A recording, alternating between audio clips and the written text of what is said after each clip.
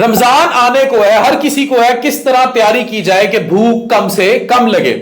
याद रखिए, रमजान की तैयारी आपके हेल्दी लाइफस्टाइल के गिर्द ही घूमती है। क्या है हेल्दी लाइफस्टाइल? आपने अभी से अपने पराठों को नाश्ते में रिप्लेस कर देना है कंप्लेक्स कार्ब्स के साथ। मतलब दलिए का इस्तेमाल, ओटमील का इस्तेमाल, फ्रेश वेजिटेबल्स का इस्तेमाल, दही के साथ मिली हुई चीजों का इस्तेमाल, जिसमें फ्रूट्स डाल लें, नट्स डाल लें, थोड़े काजू ले लें लो फैट दही में। और ये आप अभी से नाश्ता, तो ये आपकी सहरी अडेप्ट हो जाएगी। पराठा अगर आप नाश्ते में खाते हैं आपको 12 बजे भूख लग जाती है, अगर सहरी में खाते हैं सुबह 8-9 बजे भूख लग जाती है। क्यों? क्योंकि वो इजीली डाइजेस्टेबल कार्ब्स है। तो अगर आप कंप्लेक्स कार्ब्स कर लेंगे तो एक तो प्यास भी कम लगेगी और पूरा दिन भूख भी नहीं लगेगी। तैयारी अभी से शुरू कर दें रमजान की। और इसी तरह रात के खाने को लाइट कर दें। रात के खाने में एक तो ये जो जंक फूड है इसको अवॉइड कर दें, मैकडॉनल्ड, केएफसी, फास्ट फूड, इसको अभी से छोड़ दें ताकि आपका मैदा अभी से अडेप्ट हो जाए। अभी से रमजान की तैयारी में इसबगोल का छिलका जो है उसका 1 चम्मच, आइडली 2 चम्मच हर खाने के साथ ऐड कर दें, पानी में मिलाकर पिएं। उससे होगा क्या?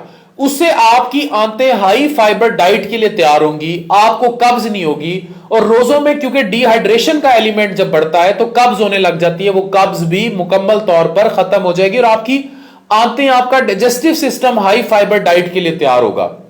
अभी से फ्रूट्स और वेजिटेबल्स का इस्तेमाल ज्यादा कर दें।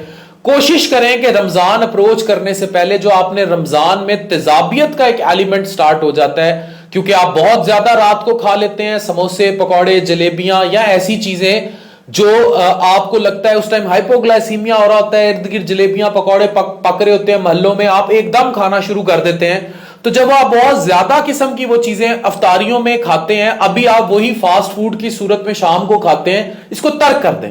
अभी से सिर्फ घर के पके हुए साफ सुथरे सादा खाने पर आ जाएं।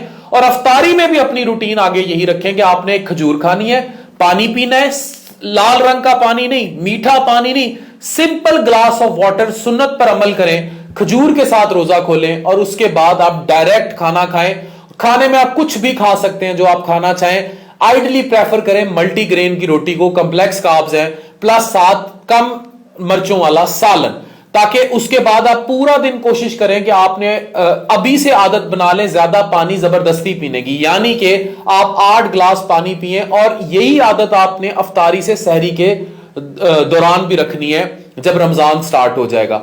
इसी तरह सहर में आपने अभी से आदत बनानी है कि आप कोशिश करें कि आप सालन को तर्क कर दें, यानी सुबह के टाइम नाश्ते में अभी से आप आदत बना लें कि आपने सालन पराठा नहीं खाना।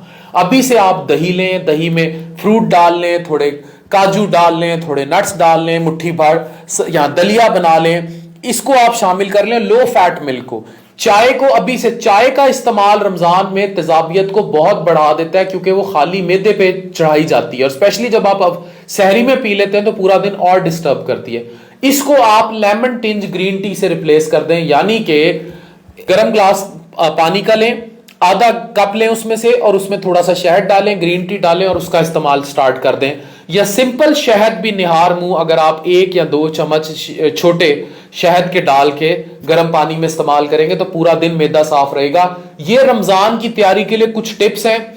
ऐसी बहुत सारी और टिप्स लेकर और बहुत सारी आपकी सेहत के लिए लेकर कि जिगर के मरीजों को रोजे रखने चाहिए या नहीं, शुगर के मरीजों को क्या हदायत होंगी, ये सब आप देखेंगे मेरे चैनल पर। रमजान की तैयारी आज से। Thank you very much.